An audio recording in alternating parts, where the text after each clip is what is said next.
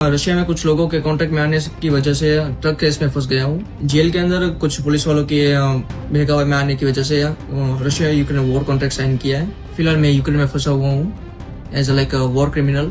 फिलहाल तो अभी होपलेस हूँ। पता नहीं अब आगे क्या होने वाला है।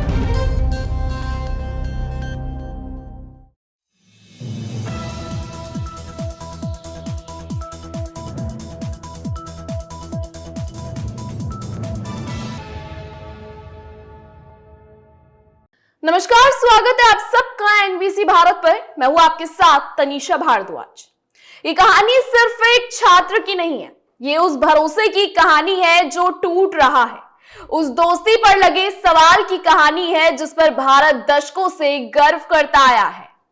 गुजरात का एक साधारण सा छात्र साहिल मोहम्मद हुसैन, जो बेहतर भविष्य के सपने लेकर रूस गया था, आज यूक्रेनी सेना की कैद से एक वीडियो संदेश भेज रहा है। उसकी आंखों में डर है, आवाज में टूटन है और शब्दों में दर्द। वह भारत के युवाओं से गिड़गिड़ा कर कह रहा है, किसी भी हालत में रूसी सेना में शामिल मत होना। यह वीडियो सोमवार को सामने आया और देखते ही देखते पूरे देश की आत्मा को झकझोर गया। एक बार आप भी देखिए। साहिल मोहम्मद हुसैन है। मैं गुजरात राज्य से हूँ, मोरबी सिटी से। 2024 में मैं रशिया में अपनी स्टडीज के लिए आया था, लेकिन अपने कुछ फाइनेंशियल प्रॉब्लम्स और वीजा प्रॉब्लम्स की वजह से कुछ प्रॉब्लम में फंस गया था। तो इसलिए रशिया में कुछ लोगों के कांटेक्ट में आने की वजह से ट्रक केस में फंस गया हूँ और मुझे यहाँ पर पुलिस, वेस्टर्न गवर्नमेंट और पुलिस की वजह से 7 सालों की जेल हुई थी एज नार्कोटिक क्रिमिनल केस में। हालांकि मैंने इस मामले में कुछ किया नहीं है, लेकिन फिर भी 7 सालों की जेल हुई है।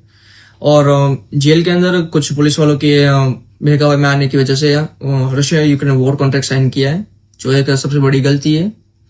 इस वजह से यहाँ पर फिलहाल मैं यूक्रेन में फंसा हुआ हूँ as like war criminal. So now I don't like फिलहाल तो अभी होपलेस हूँ। पता नहीं अब आगे क्या होने वाला है। साहिल का आरोप बेहद गंभीर है।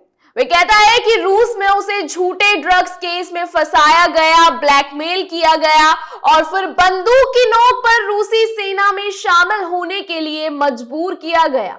वह कोई सैनिक नहीं था, वह कोई जंग लड़ने नहीं गया था, वह एक छात्र था, एक बेटा था, एक मां की उम्मीद था। आज वही साहिल यूक्रेन में कैद है। उसे कहां रखा गया है, कैसी हालत में है, यह तक किसी को नहीं पता। यूक्रेनी सुरक्षा बलों ने उसको वीडियो गुजरात में उसकी मां को भेजा और कहा कि वे रूसी सेना में फंसाए जा रहे भारतीयों को लेकर देश में जागरूकता फैलाएं। सोचिए एक मां पर क्या गुजर रही होगी, जिसे अपने बेटे की आवाज तो सुनाई दे रही है, लेकिन वह उसे छू नहीं सकती, बचा नहीं सकती। उसने देशवासियों के लिए एक मैसेज भी दिया। एक बार आप वो भी सुनिए। एक मैसेज है जो अपने भारतीय नागरिकों को देना चाहता हूँ। जो कोई स्टूडेंट रशिया में आ रहा है अपनी हाई स्टडीज के लिए या फिर वर्क के लिए, बी केयरफुल, बिकॉज यहाँ पर बहुत सारे स्कैमर्स है, बहुत सारे like criminal cases, like narcotic cases and another illegal cases बहुत सारे हैं। तो अपना ध्यान रखें और जितना हो सके इस एसओ से दूर रहे। और ऑल्सो लाइक अपील करना चाहता हूँ अपने गवर्नमेंट से, इंडियन गवर्नमेंट, अपने प्राइम मिनिस्टर मोदी साहब से और अपने एस जयशंकर साहब से, हो सके तो मदद करी जाए। That's all. साहिल की मां ने हार नहीं मानी।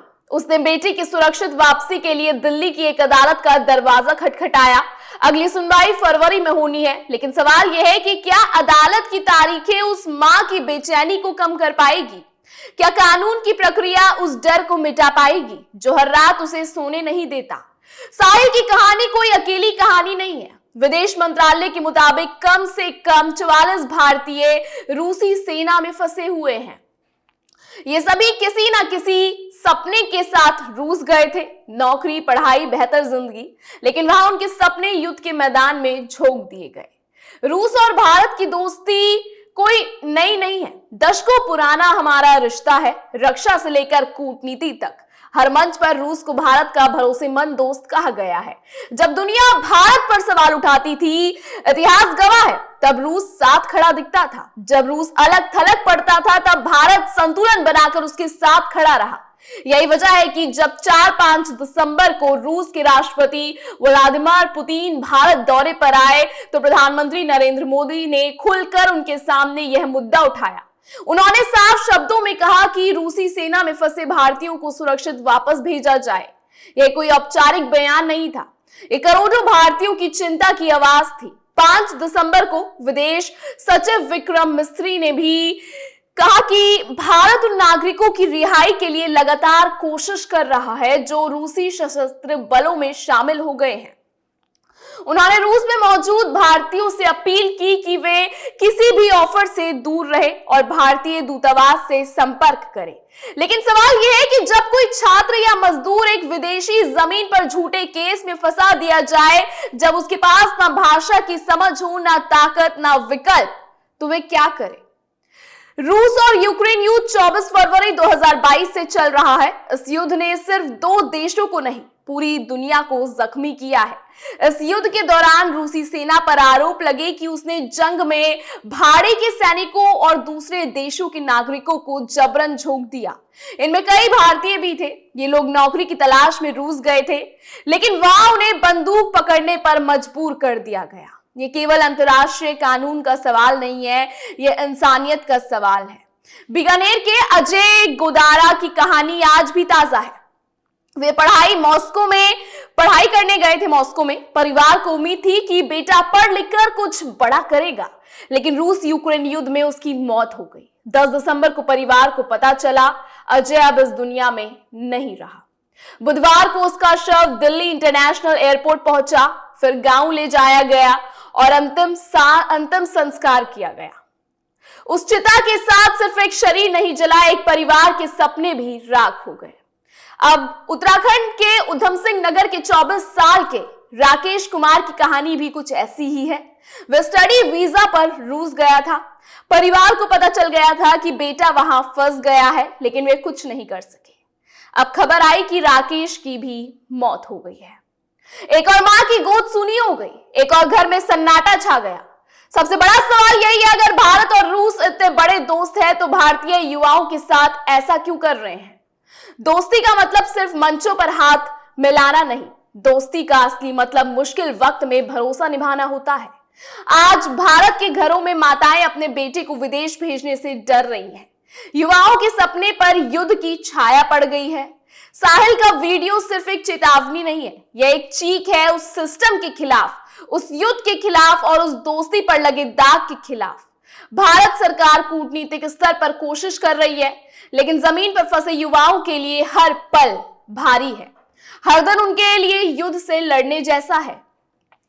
साहिल की आवाज में जो डर है वह हर भारतीय माँ बाप के दिल में उतर रहा है। सवाल सिर्फ इतना है, क्या भारत का दोस्त कहलाने वाला देश इस दर्द को समझेगा?